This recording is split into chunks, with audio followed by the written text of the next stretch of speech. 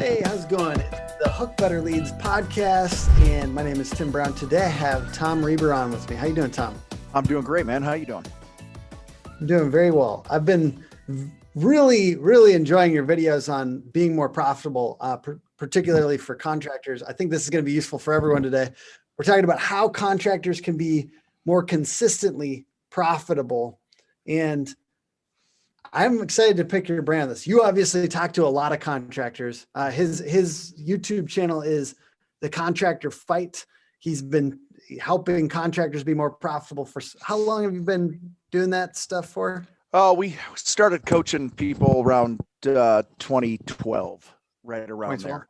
And you had a contracting business, a painting company before that? Yeah, I come from the painting industry, and we did several hundred jobs a year, and sold my half of the company to my partner at the time.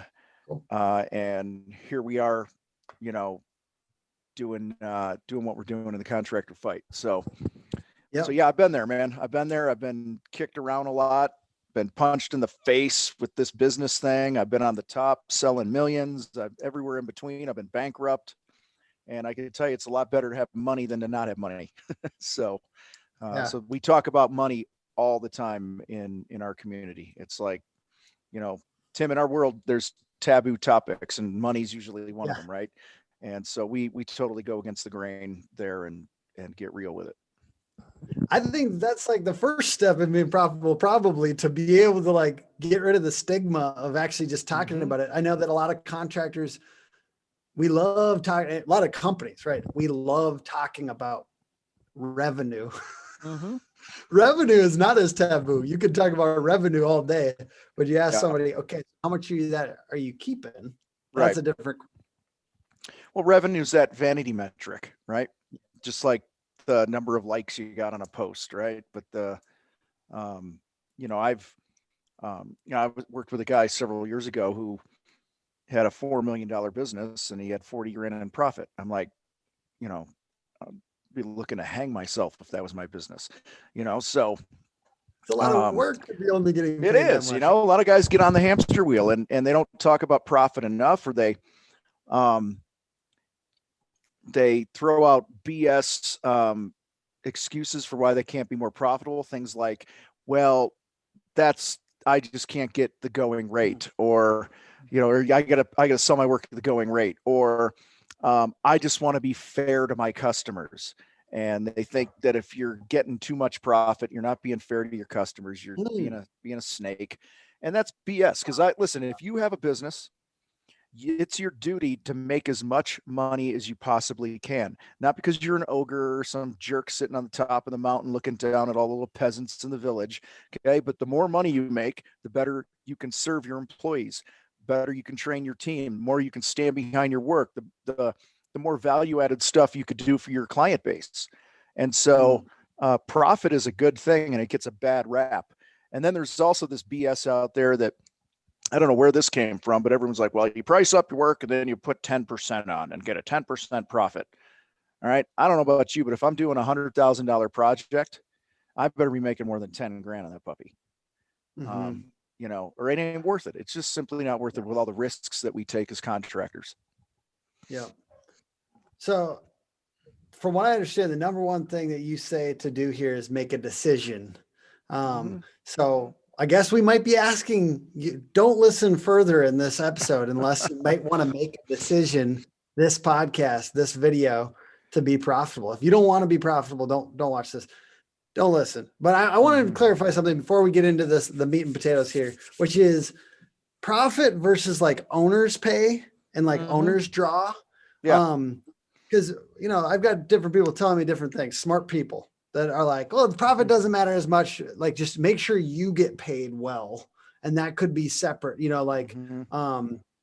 as a, like you can pull owner's draw, but technically on paper, your company isn't crazy profitable. Right. So what are you thinking about the most when you're thinking through these ideas?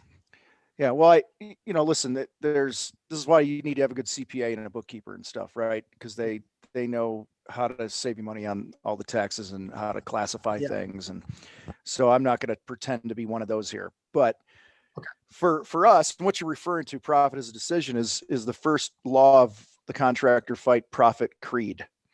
And there are 4 laws that we try to coach people through. And that's number 1, it is a decision to make more money. It's a decision to make a profit.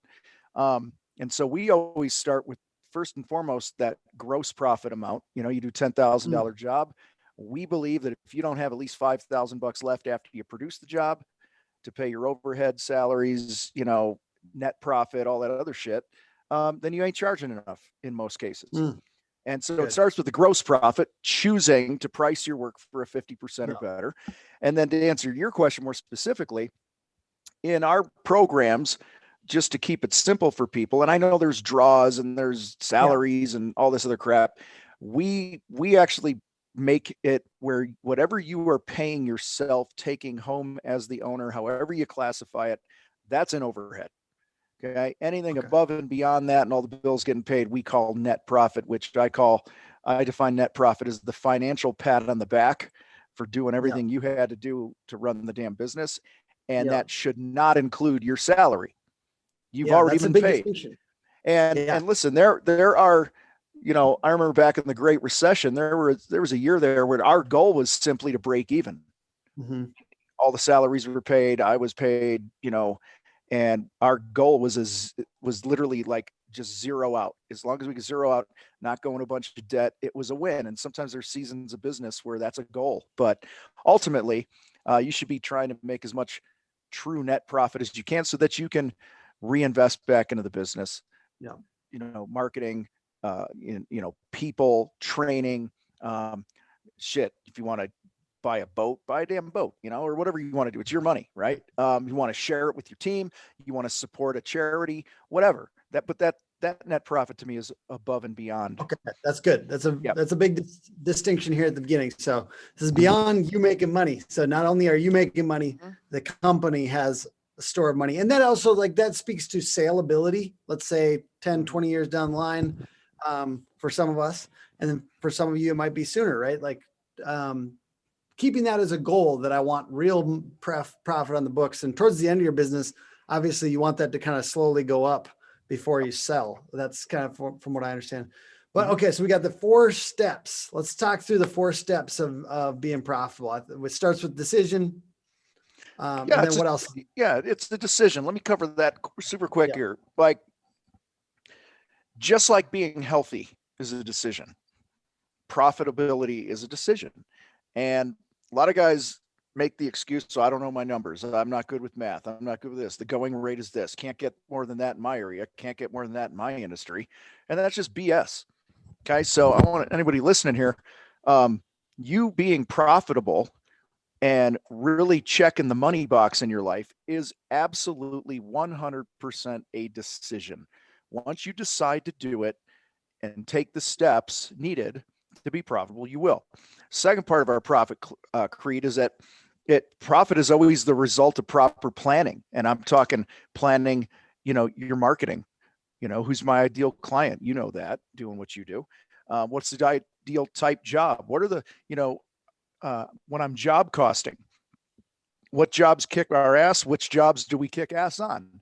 You know, and so we're going to plan to do more of those, plan to market to those people.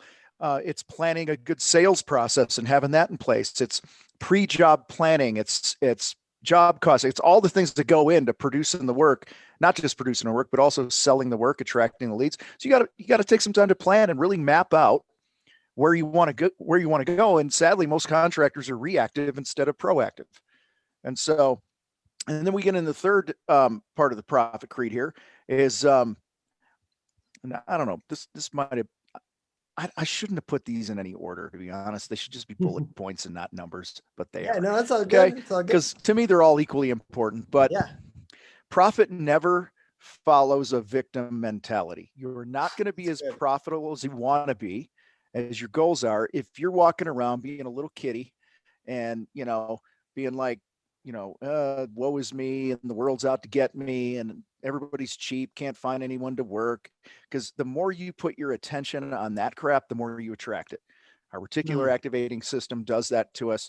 The more you focus on something, good or bad, you're going to get more of it. So if you keep looking at yourself like a victim, you're going to get more victim results. And then the final part of the creed is profit follows clarity and discipline. You know, we talked a little bit about, having a decision up front there, then we'd be profitable, but you got to know where you want to go and having clarity around that.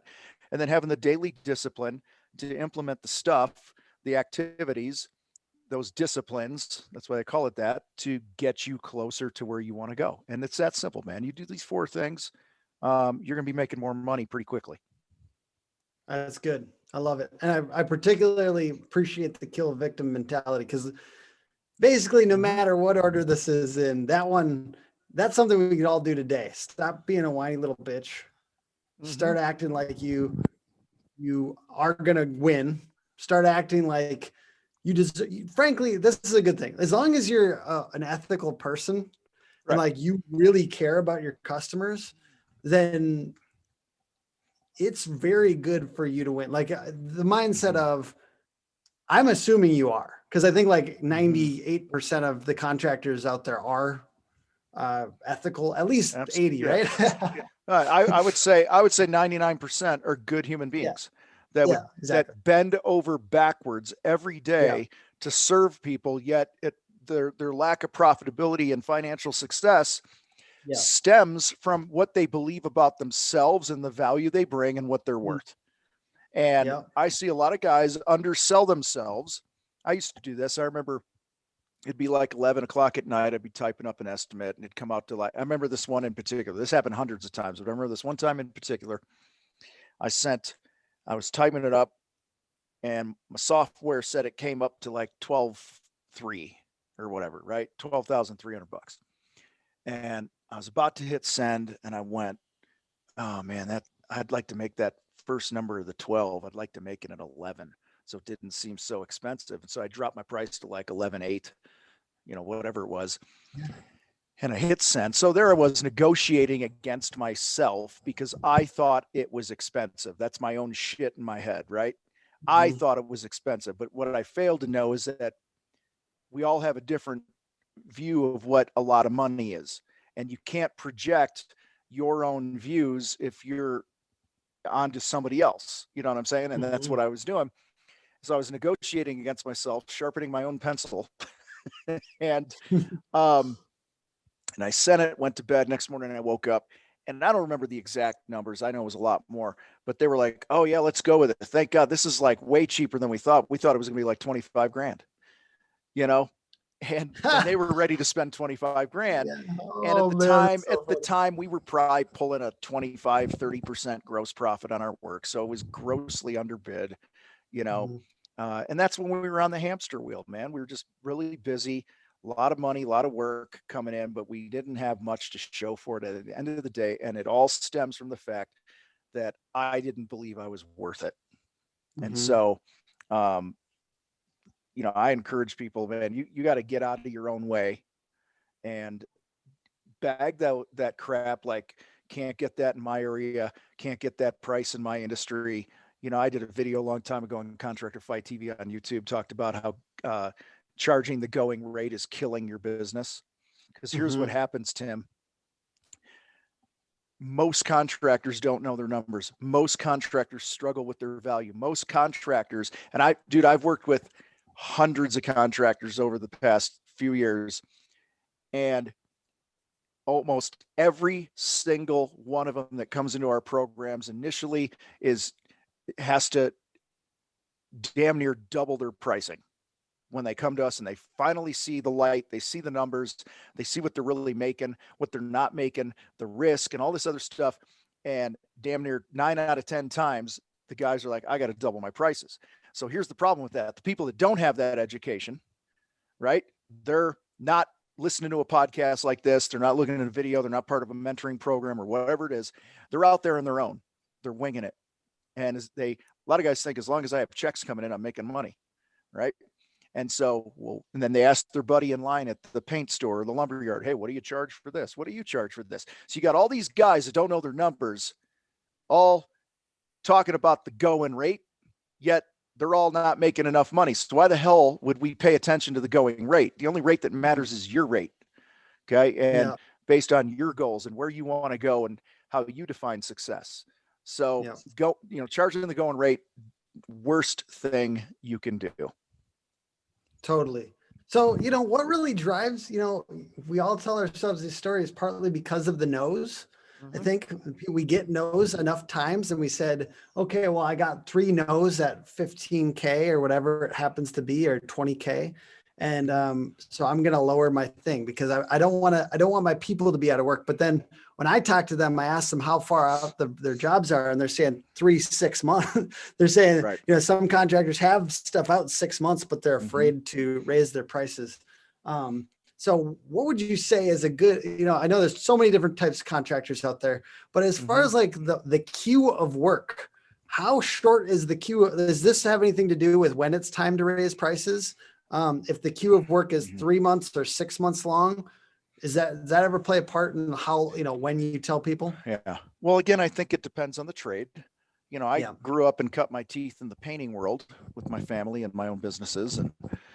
And painting's one of those trades that has a pretty quick turnaround time, pretty quick sales cycle, right? So there were times I remember having, 22, 24, 25 guys in the field. And sometimes we were week to week because that's a shit ton of man hours to sell. Yeah. Right. Yeah. But that's also the nature of the that business, is where people are like, hey, let's paint the house, versus, right now, my queen and I were starting a just mind-blowing landscaping project here in the next few weeks in our yard. Yeah. We've been talking about it and planning it for almost a year. And so it's just a different, and it's a lot bigger chunk of money than a normal paint job is. And so I think it just depends on your industry, but I would say more important than that, it's guys are afraid to get the no for the 15 grand or whatever you're talking about, or whatever their jobs are. It doesn't matter the dollar amount. They're getting the no's because sadly they don't know how to sell. Okay.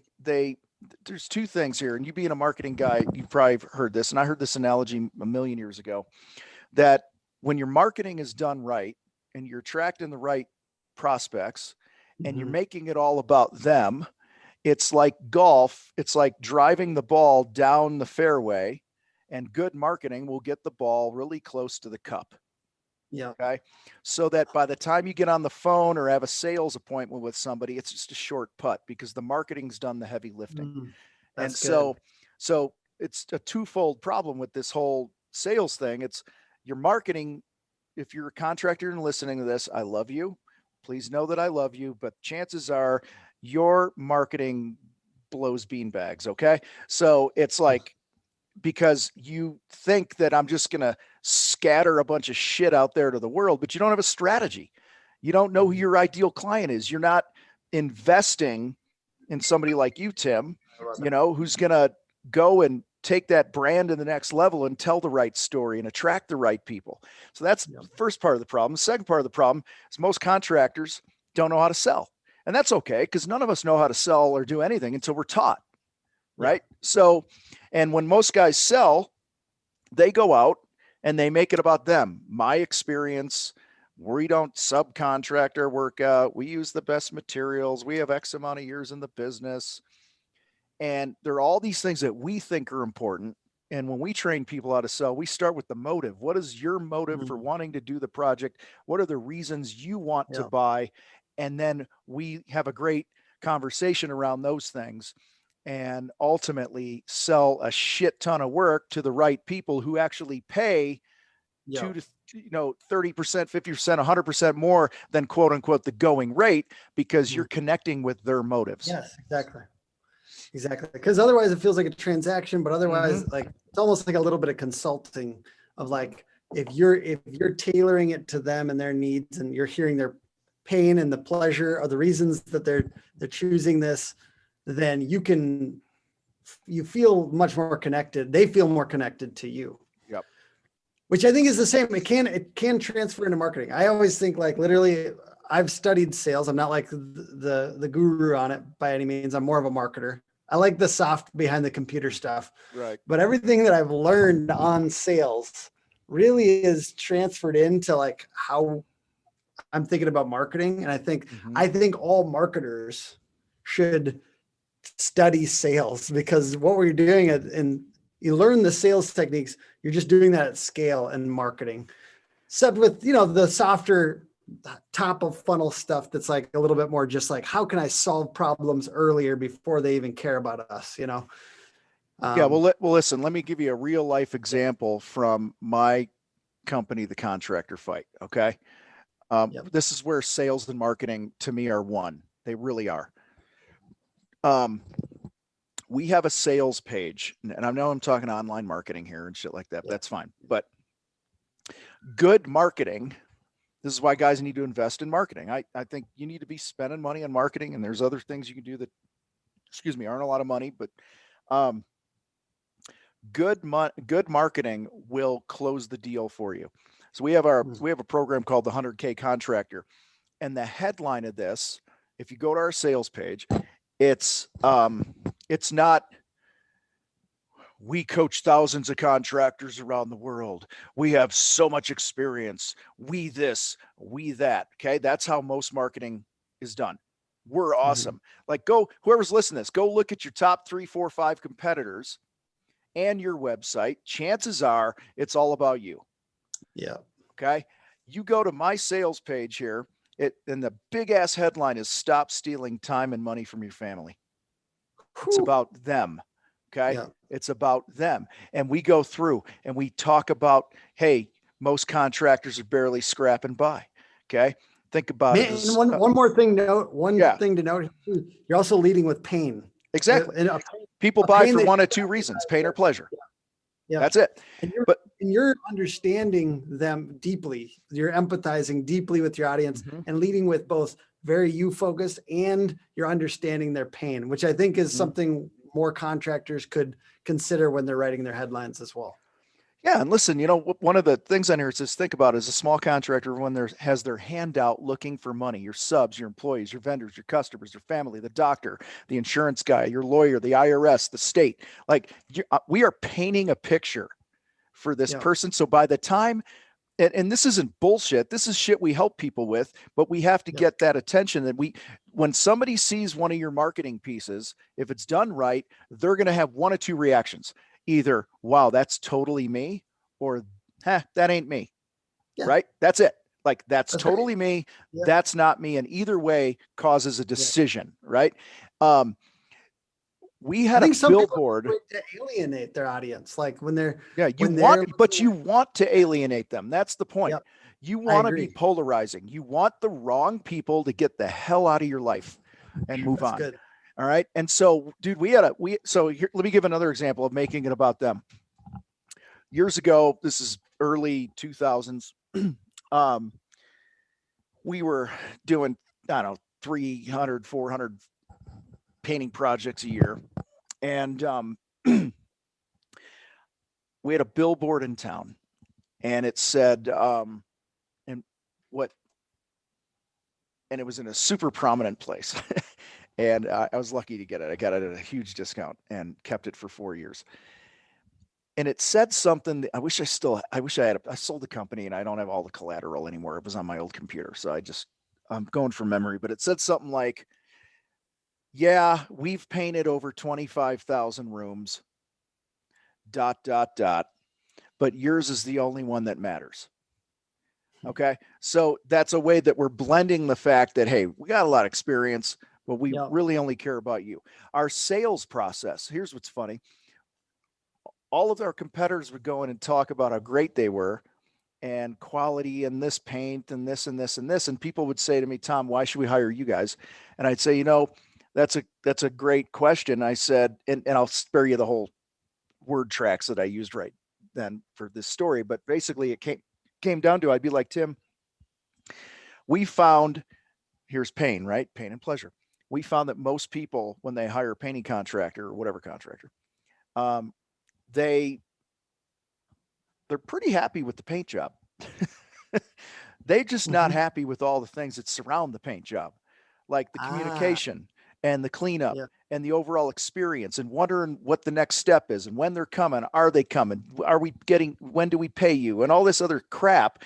I said, so I would say, if everyone's quote unquote equal as a painter, and I know they're not, but I just said it that way. I'd say the edge goes to us, but because of the way that we pre-plan a project and the way we communicate. And then I showed them a copy of a checklist that our company used and our foreman would use when we're meeting with them, to make sure that we're not dropping the ball on communication, to make sure that if we're painting the exterior, that, you know, homeowner communicated to us, hey, this tree was 30 grand. We had it imported from blah, blah, blah country. We'd really like it not to get damaged. Okay. Yeah. Well, oftentimes the experience is screwed up with a contractor because sales guy hears that, doesn't communicate that to the crew, and then they end up beating the shit out of the tree. Right. So that was our edge, but our edge, our I guess you call it unique selling proposition, was the way we pre-planned a project. Yeah. And we shared that with people. And that was the thing that tipped the scales. And I rarely ever sold a job that wasn't at least 30, 50, 75, sometimes 100% more than my competitors, because we made it about the client and not about us. I like that. Checklists. I like that Yeah. as a takeaway here too. Use checklists, and that I like those as principles, right? We've got the checklist principle. You could use that in your marketing and your consistency process, right? And then also the idea of the communication line between your salespeople and your quality control. So basically, like the idea that nothing gets dropped, and making sure that, so you would put, just for this for particular instance, you would take the key things that they had said during the process of your conversating with them, and you'd make sure those were on a checklist, as kind of like so it's like a custom checklist for their job. Yeah. So I always had a notes page that I would communicate with my crews. You know, say you're my crew leader on a project, and I would literally, when I would hand the job off to my field guys, I would go, hey, we're painting the Reber residence here. Here's why they hired us. They hired us because they trust us to not be like all the other contractors. And this would be in writing, but I would tell my crew what that pain was that they had in the past, that I was able to contract around and close the deal because they trusted us. And so another example was this woman who, I asked her a question. I said, hey, you're going to hire somebody to do this project, and I'm just curious, when you are done with the job and you've paid somebody to do it, how are you going to know that you hired the right company? And she goes, you won't wake my twins up. And I said, tell me more about that. She says, well, they were like 3 months old, 4 months old. The only time they slept was 1:30 to 3 o'clock every day in the afternoon. Other than that, they were up screaming and wanting food. And so this woman had been run ragged for 3-4 months, but they needed their house painted. Excuse me. And so she didn't give a shit about the paint job, Tim. She gave a shit about not waking the twins up between 1:30 and 3, because that was her only hour and a half or so of sanity and quiet, and where she could make a phone call, she could take a nap or whatever. And so I said, she told me that, and I said, well, you know, would it help? I said, would it help if I got with my foreman, and when we come out and talk about the job before we even start, we'll come up with a plan where we'll shift our start time a little later for your project, so we're not here so early, which will push our lunch back to say 1:30. And then I'll have my guys take a 90-minute lunch. And then when they come back from lunch, it was an exterior, I think. Yeah, it was an exterior. I said, we'll make sure, and it was like a 3-day job. It wasn't like this big, huge thing, but I said, we'll make sure that when we come back from lunch, we're never on the side of the house where the babies sleep, just in case they sleep longer than 90 minutes.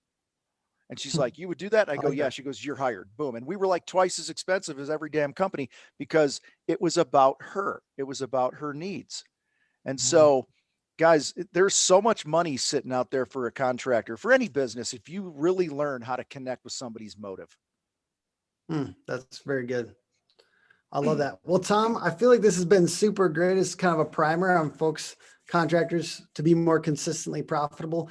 Please go check out the Contractor Fight on YouTube. If you want to, I just YouTube Contractor Fight Profit and just watch these videos one by one, because I think it's something that we all need to work on, and a lot of contractors, I think, will get a ton of value out of it. Is there anything else that you want people to check out, Tom, stuff you got going on? Well, I appreciate that, man. I would say for those that struggle with sales or they want to get better at sales, we have a free download if you go to contractorsalesacademy.com/cheap, and it helps you. We teach you how to identify somebody who's never going to be your customer before you waste a bunch of time with them. So we got some really cool tools there.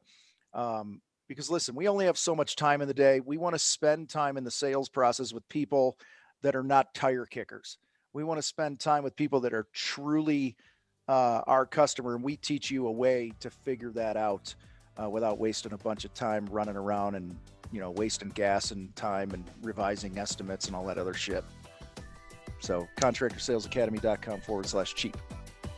Awesome. Thank you so much. And it's Hook Agency, hookagency.com, Hook Agency all over social. Join us next week for the next episode. And I mean, just the Contractor Fight, Tom Reber, everything you guys got going on, some of the coolest contractor content out there. So thank you, man. I really appreciate that. Really appreciate that. Yeah, man. Thank you so much for joining me.